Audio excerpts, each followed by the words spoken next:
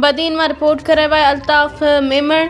Badin doctor महताब आलम Khatri national press club से press conference कंदे भट्टी बिरादरी जे लगायल समूरनि इल्ज़ामनि खे रद्द कंदे डॉक्टर महताब आलम खत्री प्रेस कॉन्फ्रेंस कंदे चयो त भट्टी बिरादरी जे माण्हुनि अस्पताल में ज़बरदस्ती दाख़िल थी तोड़ फोड़ कई, हिकु मुलाज़िम खे ज़ख़्मी कयो ऐं अस्पताल खे ॿाहिरि ॾियण जूं धमकियूं ॾिनियूं। डॉक्टर खे पिण जान खां मारण जूं धमकियूं ॾिनियूं वयूं, जंहिंजी वीडियोज़ ऐं वॉइस रिकॉर्डिंग मौजूदु आहिनि।